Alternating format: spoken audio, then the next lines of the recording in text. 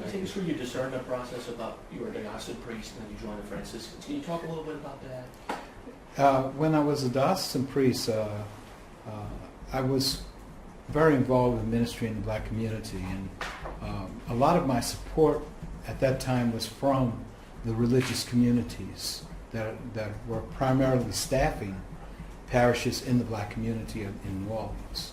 So I got used to that, and I said, well, if I'm getting support from them, I might as well be a religious. So being a diocesan priest for me was very lonely, and I grew up with a family bouncing things off of other people, so I needed that support, and I received a lot of that from the religious communities of New Orleans, the Vincentians, the Josephites, the Holy Cross Priests and Brothers, the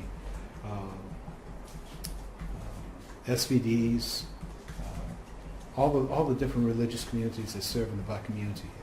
So I did a discernment. It was a 3-year discernment with my spiritual director, and chose the Franciscans primarily because I was attracted to the lifestyle of Francis.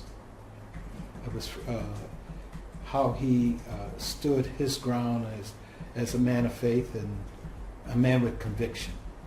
And so I joined the Friars, and I have to say I enjoyed it tremendously. It was great working with them.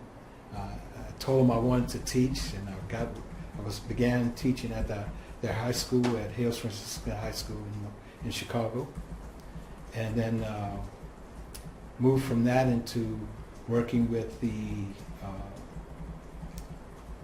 Friars in the Chicago area in various ministries that they were doing in that area, and then from there they asked me to take a parish in Nashville, Tennessee for a year as administrator, and 6 years later I'm moving from that into a project that we started in East St. Louis.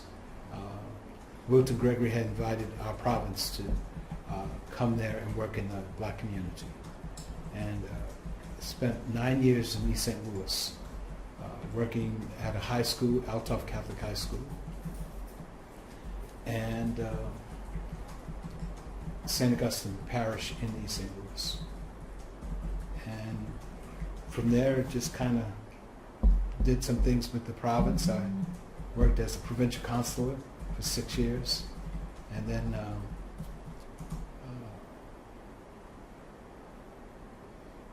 it was just by chance I happened to get into campus ministry, and spent a year at Xavier University as an assistant director, and then I moved to Quincy as director of campus ministry. So that's the discernment. Now, all that time, I think it's quite interesting. Like I said, a part of New Orleans has always been with me. When I moved to Quincy, the thing that got me started in campus ministry was cooking. I cooked for the students and for the friars, and gumbo became a big thing for me to cook for the community.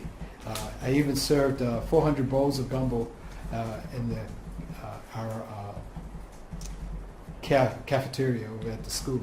One special night they had special chefs, so I was the special chef that night.